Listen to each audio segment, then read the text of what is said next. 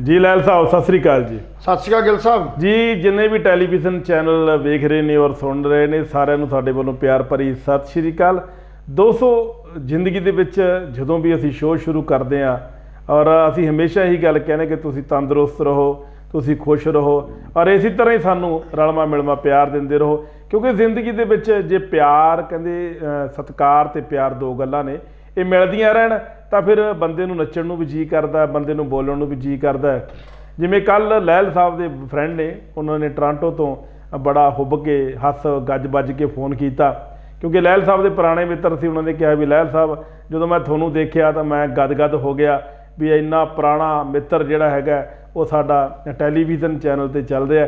ਜਦੋਂ ਸਾਨੂੰ ਇਸ ਤਰ੍ਹਾਂ ਦੇ ਫੋਨ ਆਉਂਦੇ ਨੇ ਜਾਂ ਇਸ ਤਰ੍ਹਾਂ ਦੇ ਸਾਨੂੰ ਮੈਸੇਜ ਆਉਂਦੇ ਨੇ ਤਾਂ ਸਾਨੂੰ ਬੜੀ ਖੁਸ਼ੀ ਹੁੰਦੀ ਆ, ਸਾਡਾ ਹੌਸਲਾ ਵੱਧਦਾ। ਉਹ ਸਾਨੂੰ ਇਹ ਲੱਗਦਾ ਯਾਰ ਵੀ ਜਿਹੜਾ ਅਸੀਂ ਉਪਰਾਲਾ ਕਰਨ ਬੈਠੇ ਹਾਂ ਪ੍ਰੋਗਰਾਮ ਖੁੰਡ ਚਰਚਾ ਜਾਂ ਭਖ ਦੇ ਮਸਲੇ ਦੇ ਵਿੱਚ, ਉਹ ਸਾਡਾ ਸਾਰਥਕ ਹੋ ਗਿਆ। ਔਰ ਅਸੀਂ ਕੋਸ਼ਿਸ਼ ਇਹ ਕਰਦੇ ਹਾਂ ਕਿ ਅਸੀਂ ਸੱਚੀ ਅਤੇ ਸੁੱਚੀ ਗੱਲ ਕਰੀਏ। ਅਸੀਂ ਕਦੇ ਵੀ ਇੱਦਾਂ ਦੀ ਗੱਲ ਨਾ ਕਰੀਏ ਜਿਹੜੀ ਤੁਹਾਨੂੰ ਇਹ ਲੱਗੇ ਯਾਰ ਵੀ ਪਤਾ ਨਹੀਂ ਇਹ ਪਾਰਟੀਆਂ ਨਾਲ ਰਲੇ ਹੋਏ ਨੇ, ਪਤਾ ਨਹੀਂ ਇਹ ਪਾਰਟੀਆਂ ਦਾ ਕੋਈ ਪੈਸਾ ਖਾ ਗਏ। ਅਸੀਂ ਹਮੇਸ਼ਾ ਇਹ ਕੋਸ਼ਿਸ਼ ਕਰਦੇ ਹਾਂ ਕਿ ਅਸੀਂ ਸਾਰਿਆਂ ਨੂੰ ਗ੍ਰਿਪ ਬਣਾ ਕੇ ਰੱਖੀਏ ਔਰ ਸਾਰਿਆਂ ਨੂੰ ਜੋ ਸੱਚ ਹੈ ਜ਼ਿੰਦਗੀ ਦਾ ਅਸੀਂ ਉਹ ਸੱਚ ਜਿਹੜਾ ਹੈ ਤੁਹਾਡੇ ਸਾਹਮਣੇ ਉਜਾਗਰ ਕਰੀਏ, ਕਿਉਂਕਿ ਇਹਨਾਂ ਲੀਡਰਾਂ ਦਾ ਕੰਮ ਹੈ ਲੋਕਾਂ ਨੂੰ ਝੂਠ ਮਾਰ ਕੇ ਗੁੰਮਰਾਹ ਕਰਨਾ, ਪਰ ਸਾਡਾ ਕੰਮ ਹੈ ਇਹਨਾਂ ਦੇ ਝੂਠਾਂ ਨੂੰ ਉਜਾਗਰ ਕਰਨਾ ਔਰ ਸਾਡਾ ਕੰਮ ਹੈ ਇਹਨਾਂ ਦੇ ਝੂਠਾਂ ਨੂੰ ਤੁਹਾਡੇ ਸਾਹਮਣੇ ਲਿਆਉਣਾ। ਸੋ ਇੱਕ ਵਾਰੀ ਫੇਰ ਪ੍ਰੋਗਰਾਮ ਖੁੰਡ ਚਰਚਾ ਵਿੱਚ ਤੁਹਾਡਾ ਹਾਰਦਿਕ ਸਵਾਗਤ ਹੈ। ਮੈਂ ਕੁਲਵੰਤ ਸਿੰਘ ਗਿੱਲ ਤੇ ਮੇਰੇ ਨਾਲ ਮੇਰੇ ਸੀਨੀਅਰ ਸਾਥੀ ਪੱਤਰਕਾਰ ਨਿਰੰਜਨ ਸਿੰਘ ਜੀ ਲਹਿਲ ਹਾਜ਼ਰ ਹੋ ਚੁੱਕੇ ਨੇ। ਸਾਡੇ ਦੋਹਾਂ ਵੱਲੋਂ ਪਿਆਰ ਭਰੀ ਸਤਿ ਸ੍ਰੀ ਅਕਾਲ। ਲਹਿਲ ਸਾਹਿਬ ਜੀ, ਜ਼ਿੰਦਗੀ ਦੇ ਵਿੱਚ ਬੜਾ ਕੁਛ ਹੈ, ਕਿਤੇ ਦੁੱਖ ਹੈ, ਕਿਤੇ ਛਾਂ ਹੈ, ਕਿਤੇ ਗਰਮੀ ਹੈ, ਕਿਤੇ ਸਰਦੀ ਹੈ, ਕਿਤੇ ਕੋਈ ਵੈਦਰ ਹੈ, ਕਿਤੇ ਕੋਈ ਵੈਦਰ ਹੈ। ਆਪਾਂ ਸ਼ਾਂਤੀ ਭਰੀ ਜ਼ਿੰਦਗੀ ਬਤੀਤ ਕਰ ਰਹੇ ਹਾਂ।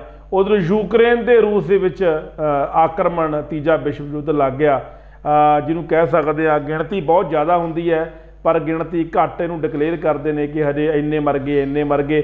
ਪਰ ਮੈਨੂੰ ਇਹ ਲੱਗ ਰਿਹਾ ਕਿ ਜੇ ਇਸੇ ਤਰ੍ਹਾਂ ਹੀ ਮਿਜ਼ਾਈਲਾਂ ਚੱਲਦੀਆਂ ਰਹੀਆਂ, ਇਸੇ ਤਰ੍ਹਾਂ ਹੀ ਜਿਹਨੂੰ ਕਹਿ ਸਕਦੇ ਹਮਲੇ ਹੁੰਦੇ ਰਹੇ, ਏਅਰਬੇਸ 'ਤੇ ਹਮਲੇ ਹੁੰਦੇ ਰਹੇ, ਜਾਂ ਇਸ ਤਰ੍ਹਾਂ ਹੀ ਤੋਪਾਂ ਦੇ ਗੋਲੇ ਜਿਹੜੇ ਨੇ ਉਹ ਲੋਕਾਂ 'ਤੇ ਡਿੱਗਦੇ ਰਹੇ, ਤਾਂ ਇੱਕ ਦੋ ਦਿਨ ਦੇ ਵਿੱਚ ਹਜ਼ਾਰਾਂ ਜਿਹੜੇ ਲੋਕ ਨੇ ਉਹ ਯੂਕਰੇਨ ਦੇ ਵਿੱਚ ਮਰ ਜਾਣਗੇ ਔਰ ਕਈ ਲੱਖ ਕਰੋੜ ਦੀ ਜਿਹੜੀ ਪ੍ਰਾਪਰਟੀ ਦਾ ਨੁਕਸਾਨ ਹੋਣਾ ਉਹ ਵੱਖਰਾ ਹੋਣਾ। ਔਰ ਜਿਹੜੇ ਸਿਆਸਤ ਲੀਡਰ ਨੇ, ਸਾਡੇ ਸਿਆਸਤਦਾਨ ਨੇ, ਜਾਂ ਕੋਈ ਦੇਸ਼ ਦਾ ਕਿਸੇ ਦਾ ਪ੍ਰਧਾਨ ਮੰਤਰੀ ਹੈ ਜਾਂ ਕਿਸੇ ਦੇਸ਼ ਦਾ ਕੋਈ ਰਾਸ਼ਟਰਪਤੀ ਹੈ, ਇਹਨਾਂ ਲੋਕਾਂ ਨੇ ਆਪਣੀਆਂ ਸਿਆਸੀ ਰੋਟੀਆਂ ਸੇਕਣੀਆਂ। ਮਰਦੇ ਕੌਣ ਨੇ? ਮਰਦੇ ਫੌਜੀ ਲੋਕ ਨੇ, ਮਰਦੇ ਜਿਹੜੇ ਬਾਰਡਰਾਂ 'ਤੇ ਬੈਠੇ ਨੇ।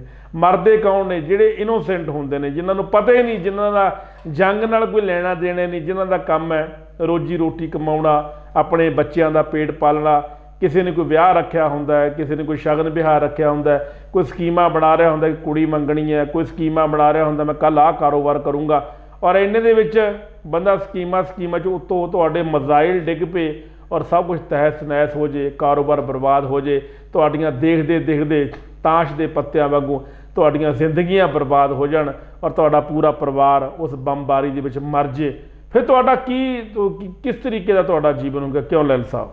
ਹਾਂ ਗਿਲ ਸਾਹਿਬ, ਗੱਲ ਤਾਂ ਠੀਕ ਹੈ। ਮਸਲਾ ਜਿਹੜਾ ਕੋਈ ਵੀ ਯੁੱਧ ਨਾਲ ਜਿਹੜਾ ਉਹ ਹੱਲ ਨਹੀਂ ਕੀਤਾ ਜਾ ਸਕਦਾ। ਜੀ ਯੁੱਧਾਂ ਅਤੇ ਜੰਗਾਂ ਜਿਹੜੀਆਂ ਨੇ ਇਹ ਜਿੱਥੇ ਇਨਸਾਨੀ ਨੂੰ ਨੁਕਸਾਨ ਪਹੁੰਚਾਉਂਦੀਆਂ, ਜਾਨ ਮਾਲ ਨੂੰ ਨੁਕਸਾਨ ਪਹੁੰਚਾਉਂਦੀਆਂ, ਉੱਥੇ ਆਰਥਿਕਤਾ ਨੂੰ ਵੀ ਬਹੁਤ ਵੱਡਾ ਜਿਹੜਾ ਨੁਕਸਾਨ ਹੁੰਦਾ ਜੀ। ਦੁਨੀਆ ਦੇ ਇਤਿਹਾਸ ਜਦੋਂ ਵੀ ਕਿਤੇ ਝਾਤੀ ਮਾਰਦੇ ਆ ਅਤੇ ਜਦੋਂ ਵੀ ਕਿਤੇ ਜੰਗਾਂ ਯੁੱਧ ਹੋਏ ਨੇ ਉੱਥੇ ਵਿਨਾਸ਼ ਹੀ ਹੋਇਆ। ਆਖਰ ਕੀ ਹੈ? ਆਖਰ ਗੱਲਬਾਤ ਜਿਹੜੀ ਆ ਉਹ ਇੱਕ ਟੇਬਲ 'ਤੇ ਬਹਿ ਕੇ ਜਿਹੜੇ ਆ ਇਹ ਮਸਲੇ ਜਿਹੜੇ ਹੱਲ ਹੋ ਸਕਦੇ ਨੇ। ਜੀ ਇਹ ਰੂਸ ਦਾ ਅਤੇ ਯੂਕਰੇਨ ਦਾ ਮਸਲਾ ਜਿਹੜਾ ਕੋਈ ਐਡਾ ਇਹੋ ਜਿਹਾ ਗੰਭੀਰ ਮਸਲਾ ਨਹੀਂ ਸੀ ਜਿਹਦੇ ਕਰਕੇ ਦੋਨਾਂ 'ਚ ਜਿਹੜਾ ਤਣਾਅ ਉਹ ਵਧਿਆ। ਉਹ ਵੱਖਰੀ ਗੱਲ ਹੈ ਕਿ ਰਸ਼ੀਆ ਵੀ ਇੱਕ ਮਹਾਂਸ਼ਕਤੀ ਦੇ ਰੂਪ 'ਚ ਉੱਭਰ ਰਿਹਾ। ਪਹਿਲਾਂ ਵੀ ਦੋਨੇ ਅਮਰੀਕਾ ਔਰ ਜਿਹੜਾ ਰਸ਼ੀਆ ਹੈ, ਇਹ ਦੋ ਮਹਾਂਸ਼ਕਤੀਆਂ ਸੀ ਜਿਹੜੀਆਂ ਆਪਸੀ ਭਿੜ ਕੇ ਆਪਣੀ ਸਰਦਾਰੀ ਜਿਹੜੀ ਦੁਨੀਆ 'ਤੇ ਕਾਇਮ ਕਰਨ ਵਾਸਤੇ ਇੱਕ ਦੂਜੇ ਦੇ ਵਿਰੁੱਧ ਜਿਹੜੀਆਂ ਨੇ ਮੰਡੀਆਂ ਪੈਦਾ ਕਰਦੀਆਂ ਰਹੀਆਂ। ਦੁਨੀਆ ਦੇ ਅੰਦਰ ਕੁਛ ਲੋਕ, ਕੁਛ ਦੇਸ਼ ਜਿਹੜੇ ਨੇ ਉਹ ਰਸ਼ੀਆ ਦੀ ਇਸ ਪਾਲਿਸੀ ਨੂੰ ਮੰਨਦੇ ਨੇ, ਰਸ਼ੀਆ ਦੇ ਨਾਲ ਖੜੇ ਨੇ, ਅਤੇ ਕੁਛ ਜਿਹੜੇ ਨੇ ਉਹ ਸਾਡੀ ਅਮਰੀਕਾ ਦੀ ਜਿਹੜੀ ਆ ਉਹ ਪਾਵਰ ਜਿਹੜੀ ਆ ਉਹਦੇ ਨਾਲ ਖੜੇ ਨੇ। ਔਰ ਇਹਨਾਂ ਦੋਨਾਂ ਦੇ ਜਿਹੜੇ ਭੇੜ ਨੇ, ਉਹਨਾਂ ਭੇੜਾਂ ਦੇ ਵਿੱਚ ਜਿਹੜੇ ਸਾਡੇ ਡਿਵੈਲਪ ਹੋ ਰਹੇ ਦੇਸ਼ ਨੇ ਜਾਂ ਜਿਹੜੇ ਵਿਕਾਸਸ਼ੀਲ ਦੇਸ਼ ਨੇ ਜਾਂ ਅਵਿਕਾਸਸ਼ੀਲ ਦੇਸ਼ ਨੇ, ਉਹ ਜਿਹੜੇ ਨੇ ਉਹਦੇ 'ਚ ਬਰਬਾਦ ਹੋ ਰਹੇ ਨੇ। ਹੁਣ ਯੂਕਰੇਨ ਦੇ ਉੱਤੇ ਰਸ਼ੀਆ ਨੇ ਜਿਹੜਾ ਐਡਾ ਵੱਡਾ ਹਮਲਾ ਕਰ ਦਿੱਤਾ ਕਿ ਇਹਦਾ ਹੋਰ ਕੋਈ ਹੱਲ ਨਹੀਂ ਸੀ ਹੈਗਾ। ਬਿਲਕੁਲ। ਜਦੋਂ ਕਿ ਜਿਹੜੀ ਸਾਡੀ ਰਾਸ਼ਟਰ ਪ੍ਰੀਸ਼ਦ ਹੈਗੀ ਆ, ਸੰਯੁਕਤ ਰਾਸ਼ਟਰ ਪ੍ਰੀਸ਼ਦ ਹੈ, ਉਹਦੇ 'ਚ ਇਹ ਸਾਰਾ ਕੁਝ ਵਿਚਾਰਿਆ ਗਿਆ, ਪਰ ਫਿਰ ਵੀ ਜਿਹੜਾ ਉਹ ਰਸ਼ੀਆ ਉਹ ਇਸ ਗੱਲ ਨੂੰ ਮੰਨਣ ਨੂੰ ਤਿਆਰ ਨਹੀਂ ਹੋਇਆ ਕਿ ਉਹ ਆਪਣੀਆਂ ਨਾਟੋ ਦੀਆਂ ਜਿਹੜੀਆਂ ਫੌਜਾਂ ਦੇ ਜਿਹੜੇ ਮੈਂਬਰ ਆ, ਨਾਟੋ ਦਾ ਮੈਂਬਰ ਜਿਹੜਾ ਬਣਨ ਜਾ ਰਿਹਾ, ਇਹ ਨਾਟੋ ਦਾ ਮੈਂਬਰ ਨਹੀਂ ਬਣ ਦਿੱਤਾ ਜਾਏਗਾ। ਇਸ ਕਰਕੇ ਉਹ ਸਾਰਾ ਜਿਹੜਾ ਉਲਝ ਗਿਆ। ਅੱਜ ਸੰਸਾਰ ਦੇ ਅੰਦਰ ਇੱਕ ਯੂਰਪ, ਇੰਗਲੈਂਡ ਔਰ ਕੈਨੇਡਾ ਜਿਹੜੇ ਪੱਛਮੀ ਦੇਸ਼ ਸੀ, ਉਹ ਸਾਰੇ ਦੇ ਸਾਰੇ ਜਿਹੜੇ ਨੇ ਉਹ ਰਸ਼ੀਆ ਦੇ ਖਿਲਾਫ ਜਿਹੜੇ ਨੇ ਉਹ ਭੁਗਤੇ ਨੇ, ਕਿਉਂਕਿ ਇਨਸਾਨੀਅਤ ਨਹੀਂ ਕਹਿੰਦੀ ਵੀ ਤੁਸੀਂ ਜਿਹੜੀ ਜੰਗਾਂ ਯੁੱਧ ਕਰੋ। ਜੇ ਜਿੱਦਾਂ ਹੁਣ ਉਹ ਜੰਗ ਲੱਗ ਗਈ ਹੈ, ਜੰਗ ਲੱਗਣ ਦੇ ਨਾਲ ਬਹੁਤ ਕੁਝ ਬਦਲ ਜਾਣਾ। ਇਹ ਸਾਰੀ ਜਿਹੜੀ ਤੀਜੀ ਸੰਸਾਰ ਜੰਗ ਵੱਲ ਨੂੰ ਜਿਹੜੇ ਉਹ ਵਧਣ ਦੇ ਸੰਕੇਤ ਨਜ਼ਰ ਆ ਰਹੇ ਨੇ। ਅੱਜ ਰਸ਼ੀਆ ਨੇ ਕੀਤਾ, ਰਸ਼ੀਆ ਨੇ ਯੂਕਰੇਨ ਦੇ ਉੱਤੇ ਹਮਲਾ ਕੀਤਾ, ਔਰ ਯੂਕਰੇਨ ਦੇ ਜਿਹੜੇ ਸਾਰੇ ਇਹ ਸਾਥੀ ਸੰਗੀ ਨੇ ਉਹਨਾਂ ਨੇ ਰਲ ਕੇ ਵੀ ਇਹੋ ਜਿਹੀਆਂ ਪਾਬੰਦੀਆਂ ਜਿਹੜੀਆਂ ਰਸ਼ੀਆ ਦੇ ਉੱਤੇ ਲਾ ਦਿੱਤੀਆਂ, ਜਿਹੜੀਆਂ ਉਹਨੂੰ ਕਮਜ਼ੋਰ ਕਰਨ ਦੀ ਕੋਸ਼ਿਸ਼ ਕਰਨਗੀਆਂ। ਪਰ ਅਗਲੇ ਆਉਣ ਵਾਲੇ ਸਮੇਂ 'ਚ ਕੀ ਹੁੰਦਾ, ਅਮਰੀਕਾ ਜਿਹੜਾ ਉਹ ਪਿੱਛੇ ਰਹਿ ਕੇ ਇਹ ਸਾਰਾ ਕੁਝ ਜਿਹੜਾ ਉਹ ਡਰਾਮਾ ਦੇਖ ਰਿਹਾ ਜੀ। ਔਰ ਇਹ ਅਮਰੀਕਾ ਨੇ ਕੋਈ ਇਹੋ ਜਿਹਾ ਐਕਸ਼ਨ ਕਰਦੇ ਨੇ ਤੇ ਬੜੇ ਵੱਡੇ ਪੱਧਰ ਤੇ ਜਿਹੜਾ ਉਹ ਦੁਨੀਆ ਦਾ ਨੁਕਸਾਨ ਹੁੰਦਾ। ਚੰਗਾ ਹੁੰਦਾ ਜੇ ਜਿਹੜੀਆਂ ਕੂਟਨੀਤਕ ਜਿਹੜੀਆਂ ਨੀਤੀਆਂ ਅਪਣਾ ਕੇ ਇੱਕ ਬੈਠਕਾਂ ਕਰਕੇ ਜਿਹੜਾ ਮਸਲਾ ਜਿਹੜਾ ਹੱਲ ਕੀਤਾ ਜਾ ਸਕਦਾ ਸੀ।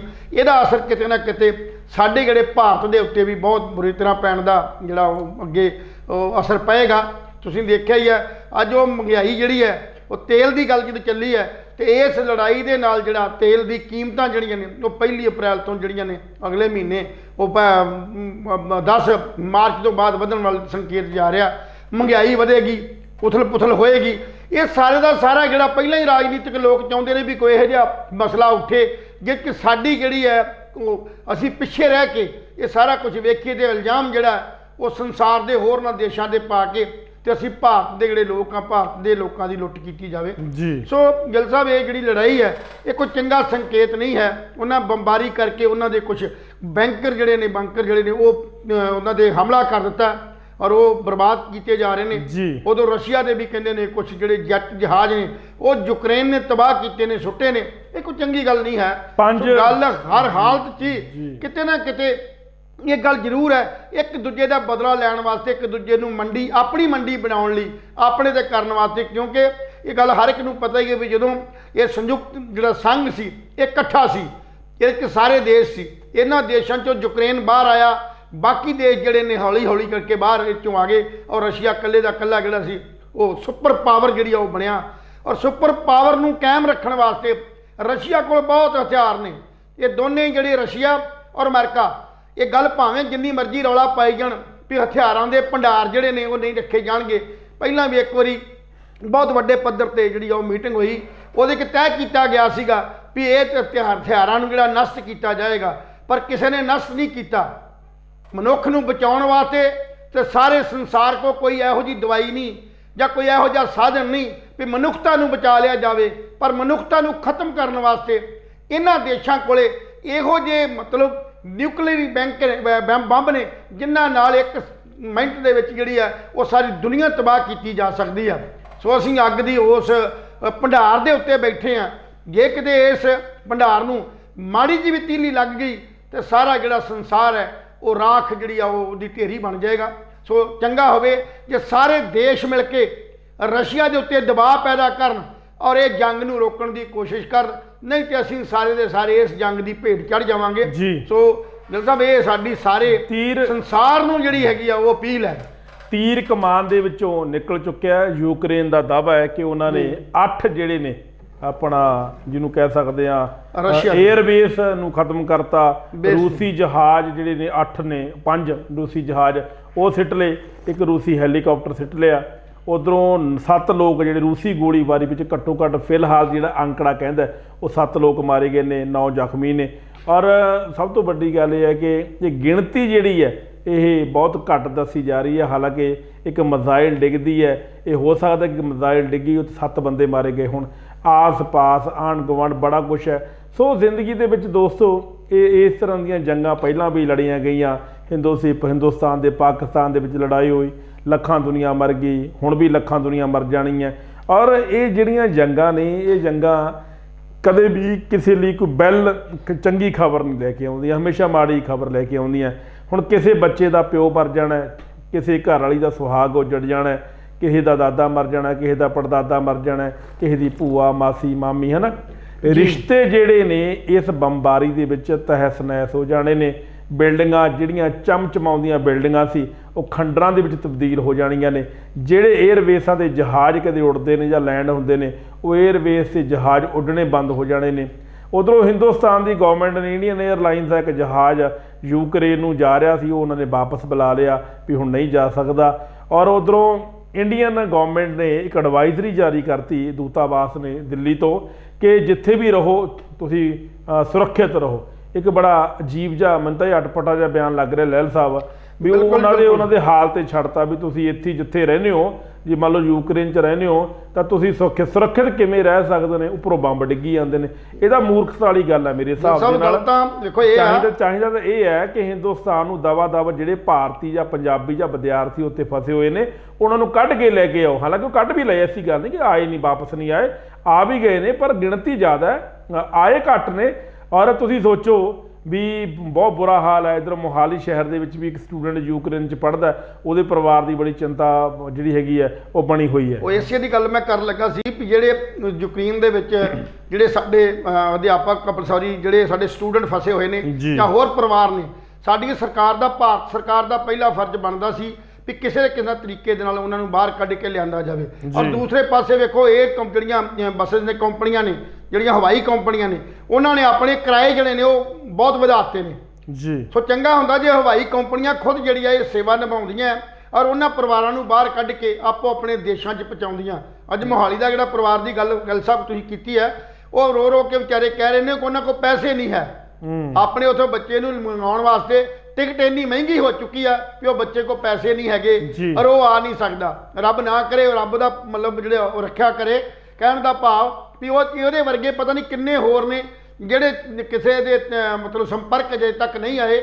ਉਹ ਆਪ ਵਿਚਾਰੇ ਤਰਲੋ ਮੱਛੀ ਹੋ ਰਹੇ ਨੇ, ਮਿਹਨਤ ਕਰ ਰਹੇ ਨੇ ਕਿਸੇ ਨਾ ਕਿਸੇ ਤਰ੍ਹਾਂ ਇੱਥੋਂ ਨਿਕਲਿਆ ਜਾਏ। ਸੋ ਕਹਿਣ ਦਾ ਭਾਵ ਵੀ ਜਿਹੜੀ ਇਹ ਸਾਡੀ ਜੰਗ ਹੈ, ਇਹ ਕੋਈ ਜੰਗ ਜਿਹੜਾ ਨਵਾਂ ਸੰਕੇਤ ਨਹੀਂ ਲੈ ਕੇ ਆਏਗੀ, ਇਹ ਮਨੁੱਖਤਾ ਦਾ ਨਾਸ਼ ਹੀ ਕਰੇਗੀ। ਅਜੇ ਤਾਂ ਸਾਡਾ ਕੋਈ ਬਹੁਤਾ ਵੱਡਾ ਕੋਈ 100 ਸਾਲਾਂ ਦਾ ਤਜਰਬਾ ਨਹੀਂ ਆ, ਪਿੱਛੇ ਜੇ ਅਜੇ ਤਜਰਬਾ ਸਾਰਾ 70-75 ਸਾਲ ਦਾ ਤਜਰਬਾ। ਕੋਸ਼ਿਸ਼ ਕਰ ਰਹੇ ਆਪਾਂ ਉਹਨਾਂ ਦੇ ਪੇਰੈਂਟਸ ਨੂੰ ਮਿਲਾਉਣ ਦੀ, ਤੁਸੀਂ ਕੰਟੀਨਿਊ ਰੱਖੋ। ਕਹਿਣ ਦਾ ਮੇਰਾ ਮਤਲਬ ਇਹ ਹੈ ਵੀ ਅਜੇ ਤੱਕ ਸਾਡਾ ਉਹ ਸ਼ਹਿਰ ਨਾਗਾਸਾਕੀ ਔਰ ਜਿਹੜਾ ਮਤਲਬ ਸੀਗਾ ਹੀਰੋਸ਼ੀਮਾ, ਉਹ ਸਾਡੇ ਸਾਹਮਣੇ ਮਿਸਾਲ ਹੈ। ਉੱਥੇ ਐਟਮ ਬੰਬਾਂ ਦੇ ਨਾਲ ਇੰਨਾ ਕੁਛ ਉਹ ਸ਼ਹਿਰ ਹੀ ਬਰਬਾਦ ਕਰਤਾ ਸੀ। ਕੋਈ ਜਿਹੜੇ ਬਚੇ ਸੀ ਕੁਛ ਬੰਦੇ ਜਾਂ ਜਿਹੜੇ ਉੱਥੇ ਪਰਿਵਾਰ, ਉਹ ਲੰਗੇ ਹੋ ਗਏ, ਲੂਲੇ ਹੋ ਗਏ, ਅਤੇ ਬਿਮਾਰੀਆਂ ਲੱਗ ਗਈਆਂ, ਬਹੁਤ ਕੁਛ ਹੋਇਆ। ਪਰ ਆਪਾਂ ਸਿੱਖਿਆ ਕੁਛ ਨਹੀਂ, ਅਸੀਂ ਆਪਣੇ ਇਤਿਹਾਸ ਤੋਂ ਕਦੇ ਸਿੱਖਿਆ ਨਹੀਂ। ਸਾਡੇ ਰਾਜਨੀਤਿਕ ਲੋਕ ਜਿਹੜੇ ਇਹੀ ਢੰਗ ਨਾਲ ਜਿਸ ਜ਼ਮੀਨ ਲਈ ਜਾਂ ਜਿਸ ਚੀਜ਼ ਲਈ ਉਹ ਲੜ ਰਹੇ ਨੇ, ਜਿਸ ਕਰਕੇ ਕਰ ਰਹੇ ਨੇ, ਕਿ ਉਹਦੇ ਲਈ ਮਿਲ ਜਾਣ ਦੇ ਬਾਵਜੂਦ ਵੀ ਕੀ ਮਨੁੱਖਤਾ ਵਿਕਾਸ ਕਰ ਜੇਗੀ? ਮਨੁੱਖਤਾ ਨੂੰ ਇਹੋ ਜਿਹੇ ਮਤਲਬ ਅੱਗ ਦੇ ਢੇਰ ਤੇ ਸੁੱਟਤਾ ਸਾਡੇ ਰਾਜਨੀਤਿਕ ਲੋਕਾਂ ਨੇ, ਇਹਨਾਂ ਬੜੇ ਵੱਡੇ ਜਿਹੜੇ ਮਹਾਰਥੀਆਂ ਨੇ, ਤੇ ਅਸੀਂ ਅੱਜ ਜਿਹੜਾ ਸੰਤਾਪ ਭੋਗਣ ਦੇ ਸਿਰ ਤੇ ਖੜੇ ਹਾਂ। ਸਾਡੇ ਇਹੀ ਹਿੰਦੁਸਤਾਨ ਤੇ ਪਾਕਿਸਤਾਨ ਦੀ ਜਦੋਂ ਗੱਲ ਕਰਦੇ ਆ ਤੇ ਜ਼ਮੀਨ ਦੀ ਲੜਾਈ ਕਿੱਥੇ ਆ? ਉਹ ਗਲੇਸ਼ੀਅਰ ਨੇ ਜਿੱਥੇ ਬਰਫ਼ ਪੈਂਦੀ ਆ, ਕੋਈ ਪੈਦਾਵਾਰ ਨਹੀਂ ਹੁੰਦੀ, ਕੁਛ ਨਹੀਂ ਹੁੰਦੀ, ਤੇ ਉਹਦੇ ਖਾਤਰ ਅਸੀਂ ਆਪਣੀ ਜ਼ਿੰਦਗੀ ਜਿਹੜੀ ਆ ਉਹ ਬਰਬਾਦ ਕਰ ਦਿੰਦੇ ਆ। ਵਸਦੇ ਕਰਦੇ ਜਿਹੜੇ ਰਸ ਹੈ, ਉਹ ਜਿਹੜੇ ਪਰਿਵਾਰ ਨੇ, ਉਹ ਯਾਰ ਕੇ ਰੱਖ ਦਿੰਦੇ ਆ, ਖਤਮ ਕਰ ਦਿੰਦੇ ਆ। ਸੋ ਬੈਟਰ ਹੁੰਦਾ ਵੀ ਸਰਕਾਰਾਂ ਜਿਹੜੀਆਂ ਇੰਨੀ ਵੱਡੀ ਤਕਨੀਕ ਹੋਣ ਦੇ ਬਾਵਜੂਦ ਵੀ, ਇੰਨਾ ਕੁਝ ਹੋਣ ਦੇ ਬਾਵਜੂਦ ਵੀ, ਸਾਡੀਆਂ ਸਰਕਾਰਾਂ ਇਹ ਤੇ ਮੁਖੌਟਾ ਪਾਈ ਫਿਰਦੀਆਂ ਨੇ, ਭਾਵੇਂ ਰਸ਼ੀਆ ਹੋਵੇ ਚਾਹੇ ਅਮਰੀਕਾ ਹੋਵੇ, ਕਿ ਅਸੀਂ ਵਿਕਾਸ ਦੀ ਦੁਨੀਆ ਤੇ ਜਾ ਰਹੇ ਹਾਂ, ਅਸੀਂ ਬਹੁਤ ਵਿਕਾਸ ਕਰ ਲਿਆ, ਅਸੀਂ ਪਿਆਰ ਤੇ ਮੁਹੱਬਤ ਚਾਹੁੰਦੇ ਹਾਂ, ਸਦਭਾਵਨਾ ਚਾਹੁੰਦੇ ਹਾਂ। ਇਹ ਸਿਰਫ ਟੀਵੀ ਦੇ ਉੱਤੇ ਜਾਂ ਅਖਬਾਰਾਂ ਦੇ ਰਾਹੀਂ ਚੰਗਾ ਲੱਗਦਾ। ਜਦੋਂ ਸੱਚਾਈ 'ਚ ਵੇਖਦੇ ਹਾਂ ਤੇ ਸੱਚਾਈ 'ਚ ਇੱਕ ਦੂਜੇ ਨੂੰ ਨੀਵਾਂ ਦਿਖਾਉਣ ਵਾਸਤੇ, ਆਪਣੀ ਚੌਧਰ ਪੈਦਾ ਕਰਨ ਵਾਸਤੇ ਇਹ ਜਿਹੜੀਆਂ ਜੰਗਾਂ ਤੇ ਯੁੱਧ ਹੋ ਰਹੇ ਨੇ, ਜਿਹਦਾ ਸਭ ਤੋਂ ਵੱਡਾ ਨੁਕਸਾਨ ਜਿਹੜਾ ਉਹ ਮਨੁੱਖਤਾ ਨੂੰ ਹੋਏਗਾ। ਆਪ ਉਹ ਪਿੱਛੇ ਰਹਿਣਗੇ, ਜਿਹੜੇ ਉੱਥੋਂ ਦੇ ਪ੍ਰਧਾਨ ਮੰਤਰੀ ਨੇ ਜਾਂ ਉੱਥੋਂ ਦੀਆਂ ਜਿਹੜੀਆਂ ਫੌਜਾਂ ਦੇ ਜਰਨੈਲ ਨੇ ਜਾਂ ਜਿਨ੍ਹਾਂ ਨੇ ਜੰਗ ਛੇੜਿਆ, ਉਹ ਆਪ ਤੇ ਅੱਗੇ ਕਦੇ ਵੀ ਨਹੀਂ ਆਉਣਗੇ। ਔਰ ਮਰਨਗੇ ਕਿਹੜੇ ਮਾਵਾਂ ਦੇ ਪੁੱਤ ਜਿਹੜੇ ਸਿਪਾਹੀ ਨੇ, ਫੌਜੀ ਨੇ, ਜਾਂ ਜਿਹੜੇ ਬੰਦੇ ਏਅਰਵੇਜ਼ ਦੇ ਉਹ ਹੈਲੀਕਾਪਟਰ ਚਲਾਉਣ ਵਾਲੇ ਜਾਂ ਜਿਹੜੇ ਜਹਾਜ਼ ਚਲਾਉਣ ਵਾਲੇ ਕਪਤਾਨ ਨੇ, ਉਹ ਇਹਦਾ ਅਫੈਕਟਡ ਹੋਣਗੇ। ਜੀ ਲੈਂਡ ਸਾਹਿਬ ਪਤਾ ਕੀ ਗੱਲ ਹੁੰਦੀ ਹੈ, ਲੜਾਈ ਦੇਖੋ ਜਿਹੜੀਆਂ ਪਹਿਲਾਂ ਵੀ ਲੜਾਈਆਂ ਲੜੀਆਂ ਨੇ ਹਨਾ, ਹਿੰਦੁਸਤਾਨ 71 ਦੀ ਹੋ ਗਿਆ, 61 ਦੀ ਹੋ ਗਿਆ, ਜਾਂ ਹੋਰ ਸੰਨ 47 ਦੀ ਹੋ ਗਿਆ ਜੀ, ਉਹਦਾ ਸੰਤਾਪ ਅੱਜ ਤੱਕ ਲੋਕੀ ਭੁਗਤ ਰਹੇ ਨੇ, ਤੁਹਾਨੂੰ ਵੀ ਪਤਾ ਹੀ ਹੈ ਹਨਾ। ਬਿਲਕੁਲ ਜੀ। ਬਹੁਤ ਲੋਕਾਂ ਨੂੰ, ਜਿਵੇਂ ਹੁਣ ਜਿਸ ਤਰ੍ਹਾਂ ਮੇਰੇ ਪਿਤਾ ਜੀ ਸੀ, ਮੇਰੇ ਪਿਤਾ ਜੀ ਅੱਜ ਵੀ ਹੈਗੇ ਨੇ, ਮੇਰੇ ਨਾਲ ਰਹਿੰਦੇ ਨੇ, ਰੱਬ ਉਹਨਾਂ ਨੂੰ ਸਬੱਲੀ ਉਮਰ ਬਖਸ਼ੇ, ਔਰ ਮੇਰੀ ਵੀ ਉਮਰ ਲਾ ਦੇ ਮੇਰੇ ਫਾਦਰ ਨੂੰ। ਔਰ ਉਹਨਾਂ ਨੇ ਸੰਨ 47 ਦੀ ਸਾਰੀ ਜੰਗ ਦੇਖੀ ਹੈ ਜੀ।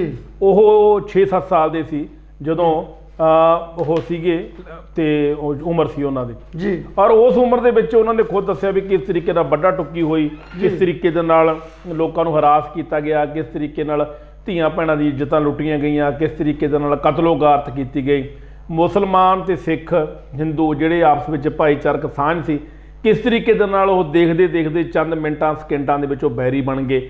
ਸੋ ਰੂਸ ਤੇ ਯੂਕਰੇਨ ਦੇ ਵਿੱਚ ਵੀ ਇੱਦਾਂ ਦੇ ਹਾਲਾਤ ਪੈਦਾ ਹੋ ਰਹੇ ਨੇ, ਔਰ ਨਫ਼ਰਤ ਦੀ ਜਿਹੜੀ ਹਨੇਰੀ ਹੈ ਉਹ ਯੂਕਰੇਨ ਤੇ ਰੂਸ ਦੇ ਦਿਮਾਗ ਵਿੱਚ ਪੈ ਚੁੱਕੀ ਆ। ਨਾ ਤਾਂ ਯੂਕਰੇਨ ਪਿੱਛੇ ਮੁੜਨਾ ਚਾਹੁੰਦਾ, ਹਾਲਾਂਕਿ ਇਹ ਗੱਲ ਸਿੱਧ ਹੈ, ਇਹ ਗੱਲ ਪੱਕੀ ਹੈ ਕਿ ਯੂਕਰੇਨ ਕੋਲੇ ਉਹਨੇ ਹਥਿਆਰਾਂ ਦੇ ਭੰਡਾਰ ਨਹੀਂ ਹੈਗੇ ਜਿੰਨੇ ਰੂਸ ਕੋਲੇ ਹੈ। ਰੂਸ ਵੱਧ ਸ਼ਕਤੀਸ਼ਾਲੀ ਹੈ, ਪਰ ਫਿਰ ਵੀ ਯੂਕਰੇਨ ਨੇ ਪੰਗਾ ਲਿਆ।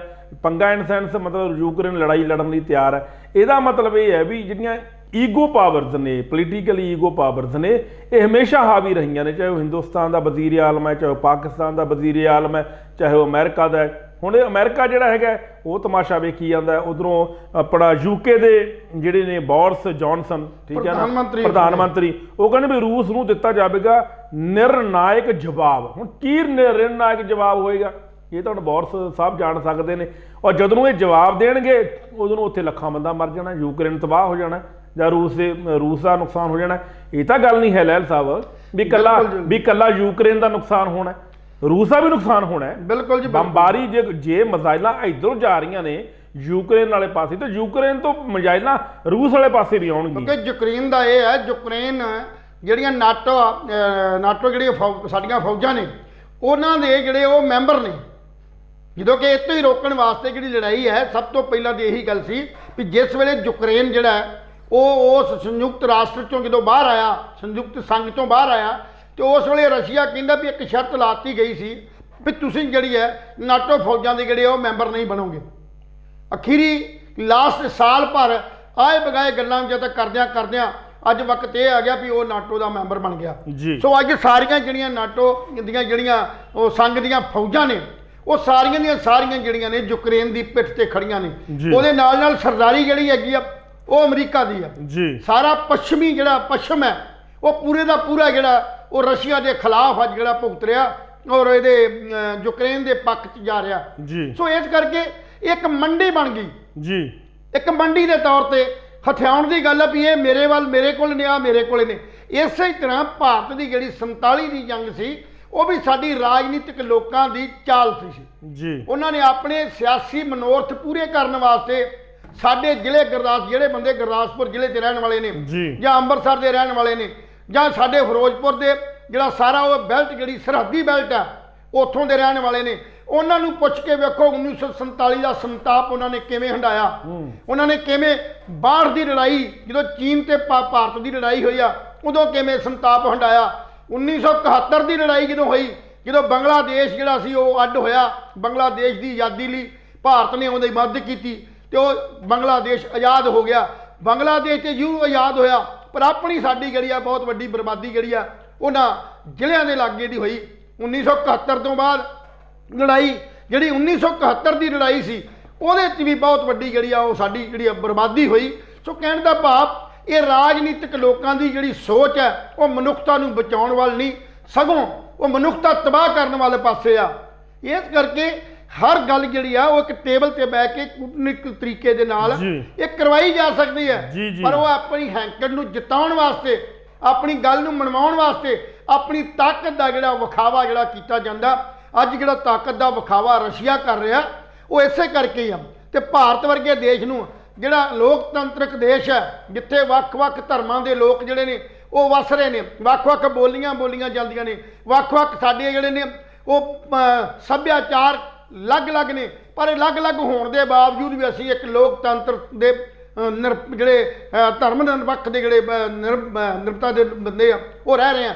ਇਹਨਾਂ ਨੂੰ ਮਤਲਬ ਇਸ ਢੰਗ ਦੇ ਨਾਲ ਹੀ ਆਪਣੀ ਜਿਹੜੀ ਆ ਪਹੁੰਚ ਅਪਣਾਉਣੀ ਚਾਹੀਦੀ ਆ। ਇੱਦਾਂ ਦਾ ਹੀ ਵਿੱਚ ਸਾਲਸੀ ਬਣਨਾ ਚਾਹੀਦਾ, ਨਾ ਕਿ ਕਿਸੇ ਇੱਕ ਦੀ ਧਿਰ ਬਣ ਕੇ, ਨਾ ਰਸ਼ੀਆ ਦੀ ਔਰ ਨਾ ਹੀ ਅਮਰੀਕਾ ਜਾਂ ਯੂਕਰੇਨ ਦੀ ਬਣ ਕੇ ਜਿਹੜਾ ਉਹ ਪੇਸ਼ ਹੋਣਾ ਚਾਹੀਦਾ। ਸਗੋਂ ਇਹਨਾਂ ਨੂੰ ਇੱਕ ਆਜ਼ਾਦ ਤੌਰ ਤੇ, ਇੰਡੀਪੈਂਡੈਂਟ ਤੌਰ ਦੇ ਉੱਤੇ ਆਪਣੀ ਸਮਝ ਰੱਖ ਕੇ ਇਹਨਾਂ ਦੋ ਲੜਾਈਆਂ ਦੇ ਜਿਹੜੇ ਯੋਧੇ ਨੇ ਉਹਨਾਂ ਨੂੰ ਇੱਕ ਪਲੇਟਫਾਰਮ ਤੇ ਕਰਨ ਵਾਲੀ ਸਲਾਹ ਦੇਣੀ ਚਾਹੀਦੀ ਹੈ, ਤਾਂ ਕਿ ਭਾਰਤ ਜਿਹੜਾ ਇਹ ਤੀਸਰੀ ਜੰਗ ਤੋਂ ਬਚ ਸਕਦਾ ਹੋਵੇ। ਜੀ, ਉਧਰੋਂ ਸੁਖਬੀਰ ਸਿੰਘ ਬਾਦਲ ਨੇ ਭਾਰਤ ਦੇ ਵਿਦੇਸ਼ ਮੰਤਰੀ ਆਪਣਾ ਜੈ ਸ਼ੰਕਰ ਨੂੰ ਅਪੀਲ ਕੀਤੀ ਹੈ ਕਿ ਜਿੰਨੇ ਵੀ ਭਾਰਤੀ ਸਾਡੇ ਬਾਹਰ ਫਸੇ ਹੋਏ ਨੇ ਉਹਨਾਂ ਨੂੰ ਤੁਰੰਤ ਜਿਹੜਾ ਹੈਗਾ ਉਹ ਹਿੰਦੁਸਤਾਨ ਲਿਆਂਦਾ ਜਾਵੇ। 2 ਦਿਨ ਪਹਿਲਾਂ ਭਗਵੰਤ ਮਾਨ ਨੇ ਵੀ ਇਸ ਗੱਲ ਦੀ ਮੰਗ ਕੀਤੀ ਸੀ ਕਿ ਜਿਹੜੇ ਫਸੇ ਹੋਏ ਨੇ ਭਾਰਤੀ ਯੂਕਰੇਨ ਦੇ ਵਿੱਚ, ਇੱਧਰ ਮਾਪਿਆਂ ਦੀ ਚਿੰਤਾ ਵਧੀ ਹੋਈ ਹੈ।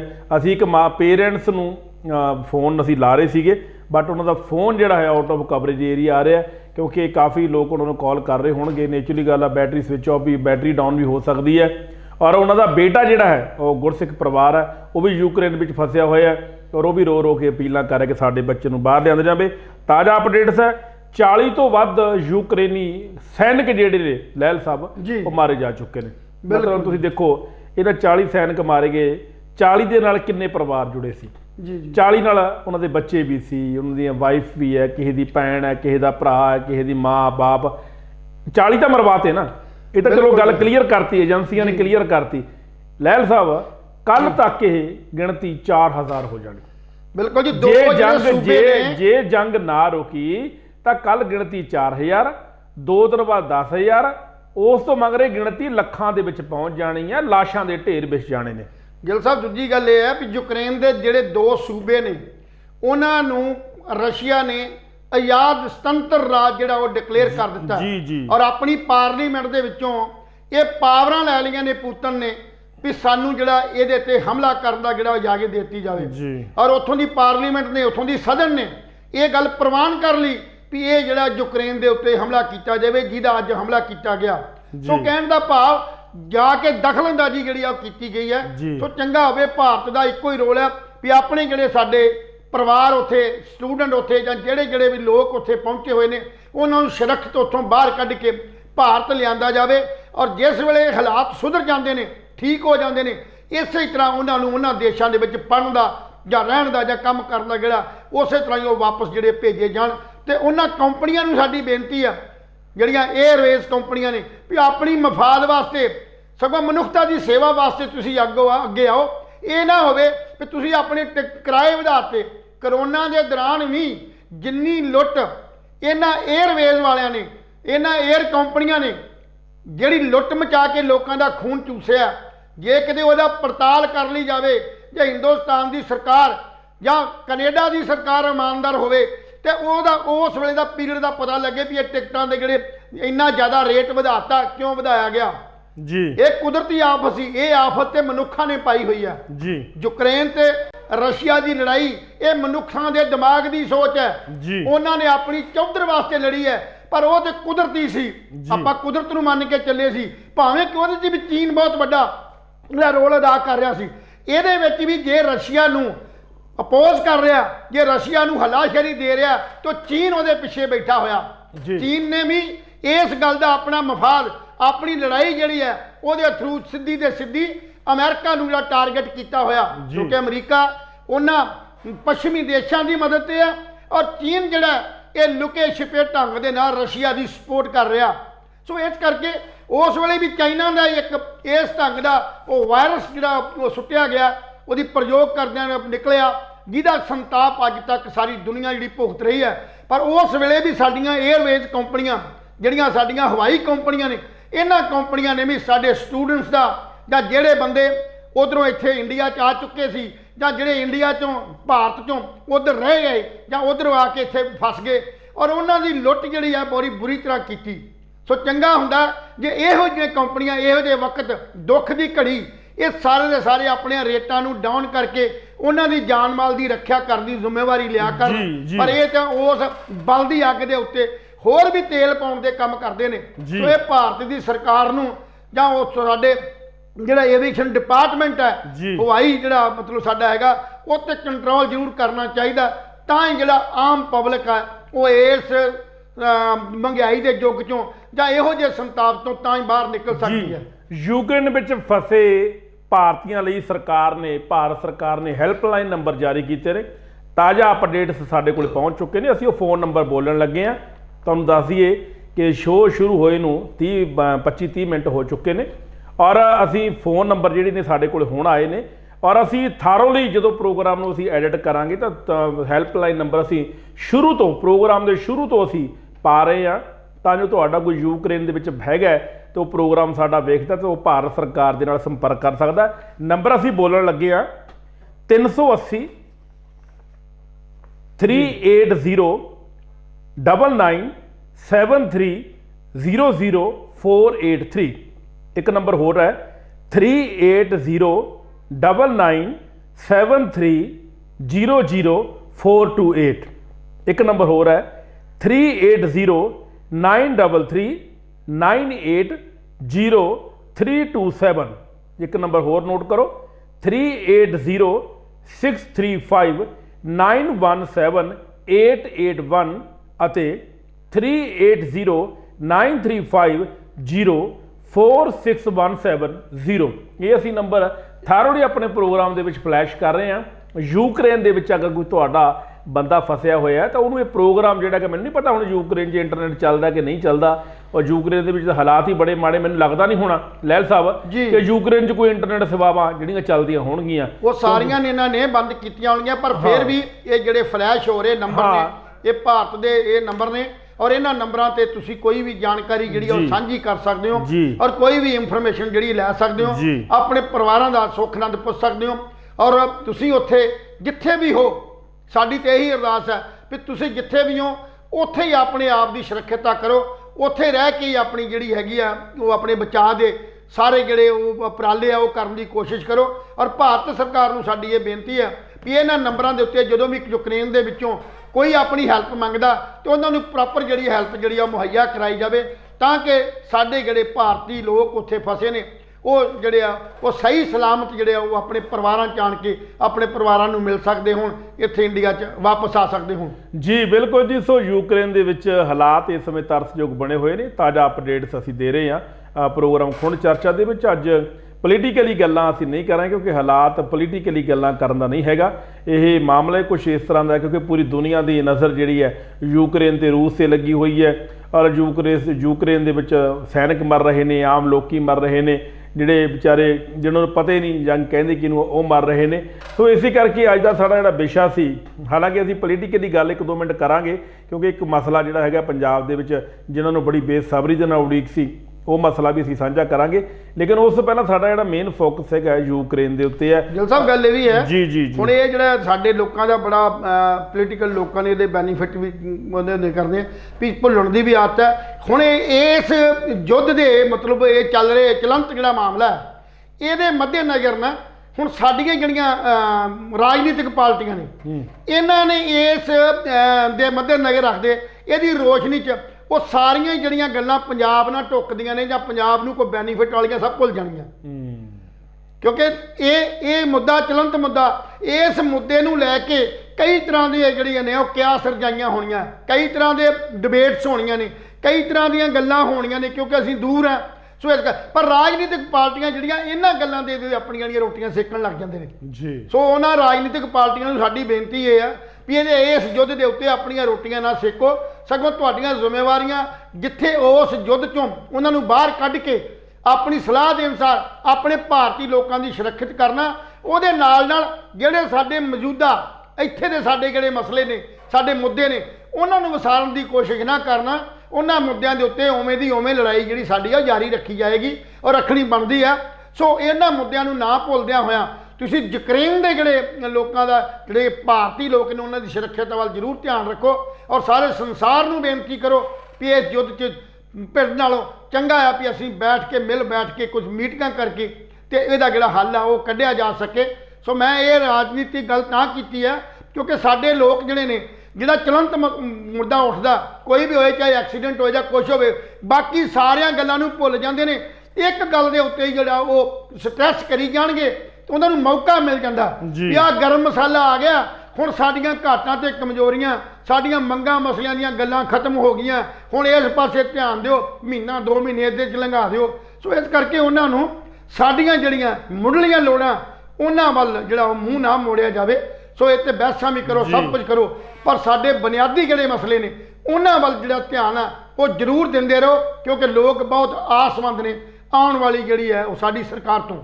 ਜੀ ਬਿਲਕੁਲ ਜੀ। ਸੋ ਇੱਕ ਮੈਨੂੰ ਇੱਕ ਹੋਰ ਵੀ ਹੈਰਾਨੀ ਵਾਲੀ ਗੱਲ ਹੁੰਦੀ ਹੈ, ਜਦੋਂ ਵੀ ਕਿਤੇ ਜੰਗ ਲੱਗਦੀ ਹੈ ਤਾਂ ਸ਼ੇਅਰ ਬਾਜ਼ਾਰ ਡਿੱਗ ਪੈਂਦਾ।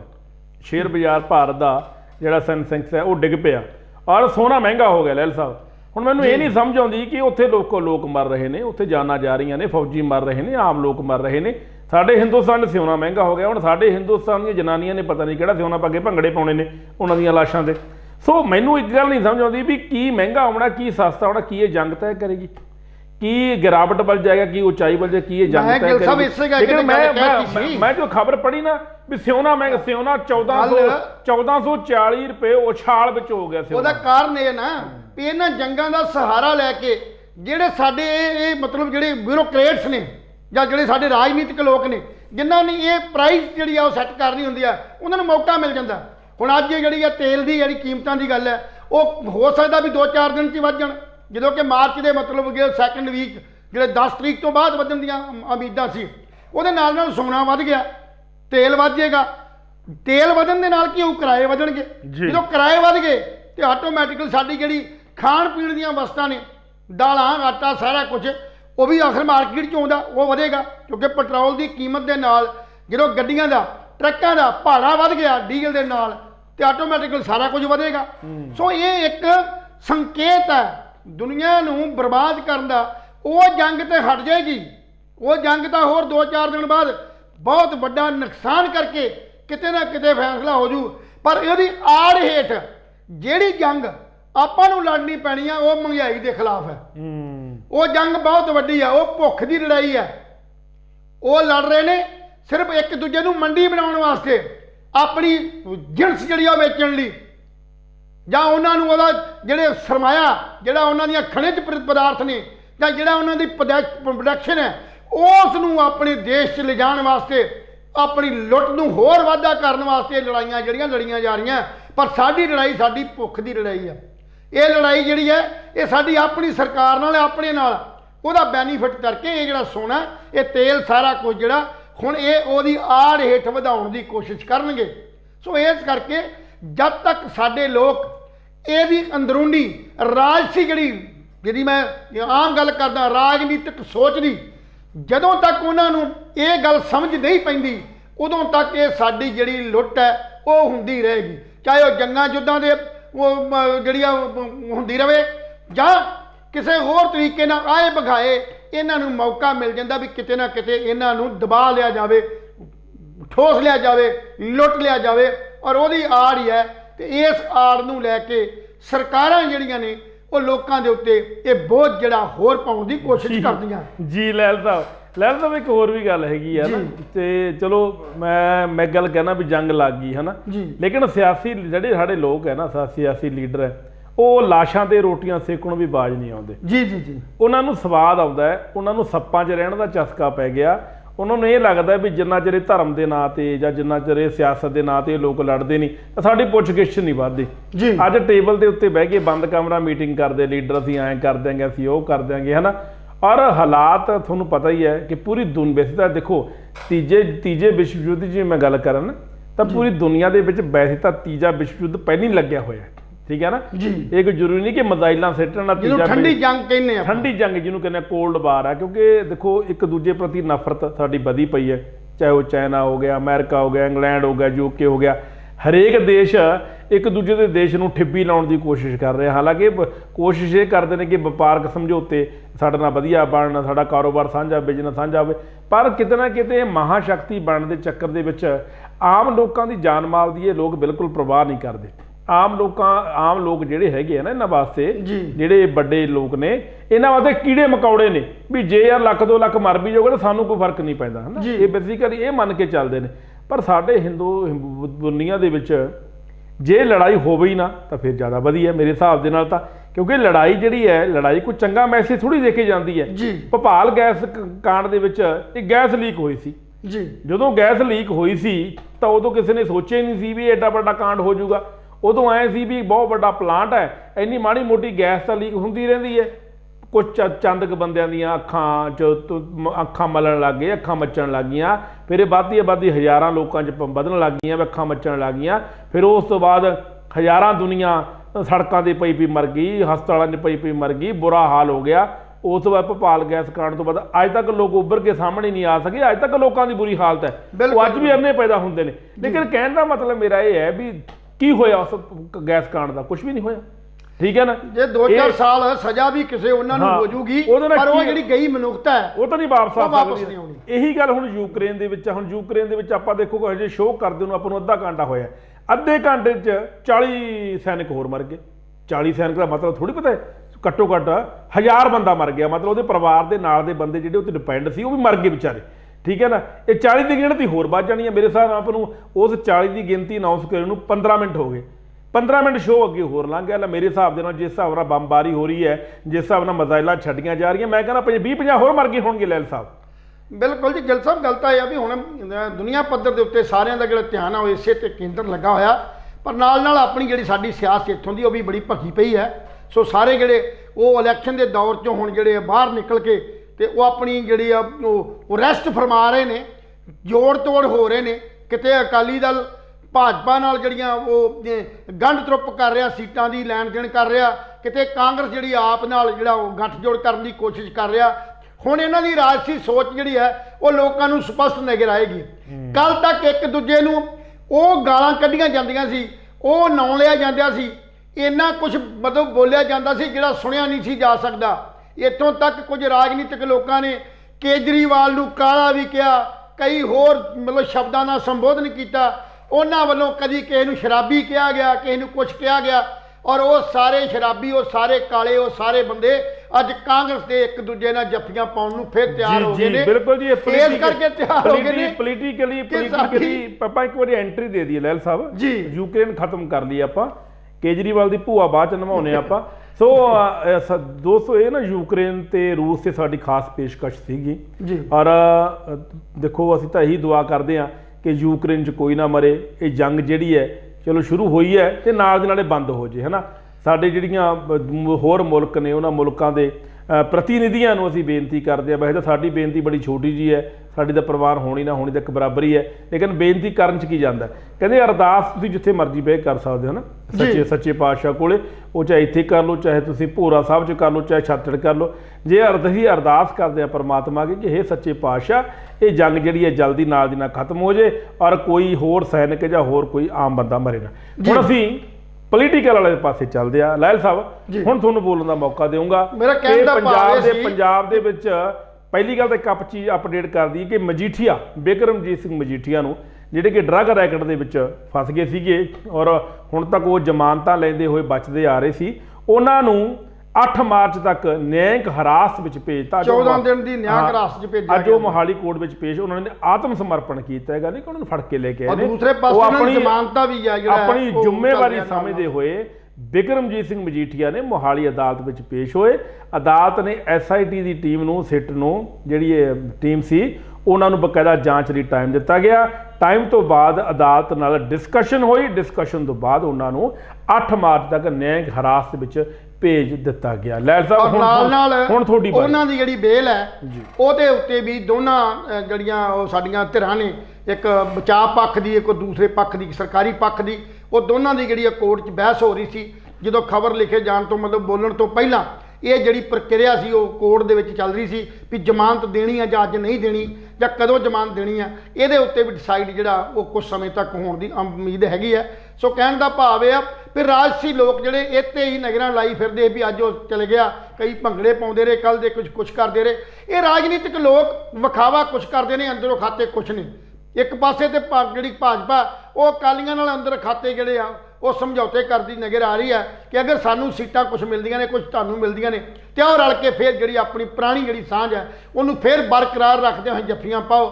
ਔਰ ਦੂਸਰੇ ਪਾਸੇ ਕਾਂਗਰਸ ਜਿਹੜੀਆਂ ਆਮ ਕਣਸੋਆਂ ਨੇ, ਉਹ ਕਣਸੋਆਂ ਇਹ ਅੱਜ ਕੱਲ੍ਹ ਸਾਰੇ ਸਰਗੋਸ਼ੀਆਂ ਦੇ ਵਿੱਚ ਸੁਣਨ ਨੂੰ ਮਿਲਦੀ ਹੈ ਵੀ ਜਿਹੜੀ ਕਾਂਗਰਸ ਹੈ ਤੇ ਕਾਂਗਰਸ ਤੇ ਜਿਹੜਾ ਸਾਡਾ ਆਮ ਆਦਮੀ ਪਾਰਟੀ ਹੈ, ਉਹ ਦੋਵੇਂ ਕਿਤੇ ਨਾ ਕਿਤੇ ਆਪਸੀ ਘਿਓ ਖਿਚੜੀ ਹੋਣ ਦੀਆਂ ਕੋਸ਼ਿਸ਼ਾਂ ਕਰ ਰਹੇ ਨੇ ਵੀ ਜੇ ਸਾਨੂੰ ਕੋਈ ਸੀਟਾਂ ਆ ਗਈਆਂ ਤੁਹਾਨੂੰ ਕੋਈ ਸੀਟਾਂ ਆ ਗਈਆਂ ਤੇ ਅਸੀਂ ਰਲ ਕੇ ਜਿਹੜੀ ਸਰਕਾਰ ਬਣਾਵਾਂਗੇ। ਭਾਵੇਂ ਵੱਖਰੀ ਗੱਲ ਹੈ ਕਿ ਇਹ ਤਜਰਬਾ ਪਹਿਲਾਂ ਹੀ ਕਾਂਗਰਸ ਨੇ ਦਿੱਲੀ 'ਚ ਕਰ ਚੁੱਕਾ ਔਰ ਉੱਥੇ ਕਾਂਗਰਸ ਨੂੰ ਬਹੁਤ ਵੱਡਾ ਘਾਟਾ ਵੀ ਪਿਆ ਉਸ ਸਮਝੌਤੇ ਤੋਂ ਬਾਅਦ। ਸੋ ਉਹ ਤਜਰਬਾ ਦੁਬਾਰਾ ਪੰਜਾਬ 'ਚ ਕਿਵੇਂ ਉਹਨੂੰ ਮਤਲਬ ਜਿਹੜਾ ਅੱਗੇ ਸਿਰੇ ਲਾਉਣਗੇ ਜਾਂ ਉਹ ਕਿਵੇਂ ਵੇਖਣਗੇ, ਇਹ ਅਜੇ ਤੱਕ ਅੱਜ ਦੀਆਂ ਜਿਹੜੀਆਂ ਖਬਰਾਂ ਇਹ ਨੇ ਵੀ ਇਹ ਦੋਨੇ ਇੱਕ ਨਾ ਇੱਕ ਦਿਨ ਜੇ 10 ਤਰੀਕ ਤੋਂ ਬਾਅਦ ਕੋਈ ਸੀਟਾਂ ਦੀ ਇਦਾਂ ਦੀ ਹੋਈ ਤੇ ਉਹ ਆਪਸੀ ਇਕੱਠੇ ਹੋਣਗੇ। ਕਹਿਣ ਦਾ ਮੇਰਾ ਮਤਲਬ ਇਹ ਆ ਵੀ ਉਹ ਲੋਕ ਜਿਹੜੇ ਸਾਨੂੰ ਧੋਖਾ ਦੇ ਕੇ ਸਾਨੂੰ ਝੂਠ ਫਰੇਬ ਮਾਰ ਕੇ ਉਹ ਪਾਲਿਸੀ ਗਲਤ ਹੈ, ਉਹਦੀ ਪਾਲਿਸੀ ਗਲਤ ਹੈ, ਉਹਦੀ ਸੋਚ ਗਲਤ ਹੈ, ਉਹਦੀ ਵਿਚਾਰਧਾਰਾ ਗਲਤ ਹੈ, ਇਹ ਗੱਲਾਂ ਕਰ ਕਰਕੇ ਵੋਟਾਂ ਤੇ ਵਸੂਲ ਕਰ ਲਈਆਂ ਤੇ ਹੁਣ ਇਹ ਜਿਹੜੇ ਮਤਭੇਦ ਨੇ ਇਹ ਕਿੱਥੇ ਜਾਣਗੇ, ਇਹ ਵਿਚਾਰਧਾਰਾ ਕਿੱਥੇ ਜਾਏਗੀ, ਇਹ ਸੋਚ ਕਿੱਥੇ ਜਾਏਗੀ। ਕਿਤੇ ਇਹ ਤਾਂ ਹੋ ਨਹੀਂ ਸਕਦਾ ਵੀ ਜਿਹੜਾ ਉੱਤਰ ਵਾਲਾ ਉਹ ਦੱਖਣ 'ਚ ਆ ਜਾਏ, ਇਹ ਕਿੱਦਾਂ ਹੋ ਸਕਦਾ। ਸੋ ਇਹ ਦੋਨੇ ਬੰਦੇ ਆਪਣੀਆਂ ਸਾਰੀਆਂ ਹੀ ਘਾਟਾਂ ਕਮਜ਼ੋਰੀਆਂ ਸਭ ਕੁਝ ਛੱਡ ਕੇ ਸਿਰਫ ਲਾਲਚ ਵਸ ਹੋ ਕੇ ਵੀ ਸਰਕਾਰ ਜਿਹੜੀ ਹੈ ਉਹ ਜਿਹੜੀ ਵਜ਼ਾਰਤ ਹੈ ਉਹ ਸਾਡੀ ਬਣ ਜੇ, ਲੋਕਾਂ ਦੀ ਅੱਖਾਂ 'ਚ ਘੱਟਾ ਪਾਉਣ ਵਾਲੇ ਪਾਸੇ ਨੂੰ ਵਧਣ ਦੀਆਂ ਕੋਸ਼ਿਸ਼ਾਂ ਕੀਤੀਆਂ ਜਾ ਰਹੀਆਂ। ਔਰ ਦੂਸਰੇ ਪਾਸੇ ਨਵਜੋਤ ਸਿੰਘ ਸਿੱਧੂ ਇਸ ਫਿਲਮ 'ਚੋਂ ਇਸ ਸਾਰੇ ਦ੍ਰਿਸ਼ 'ਚੋਂ ਬਾਹਰ ਹੁੰਦਾ ਹੋਇਆ ਨਜ਼ਰ ਆ ਰਿਹਾ, ਕਿਉਂਕਿ ਕੱਲ ਜਿਹੜੀ ਵਜ਼ਾਰਤ ਦੀ ਮੀਟਿੰਗ ਹੋਈ ਜਿਹਦਾ ਚੌਧਰੀ ਹਰੀਸ਼ ਚੌਧਰੀ ਨੇ ਇਹ ਸਾਰੀ ਕੈਬਨਿਟ ਦੇ ਕੁਝ ਬੰਦਿਆਂ ਨੂੰ ਲੈ ਕੇ ਵਿਚਾਰ ਚਰਚਾ ਕੀਤੀ ਵੀ ਆਉਣ ਵਾਲੀ ਸਟ੍ਰੈਟਜੀ ਕੀ ਹੋਊਗੀ।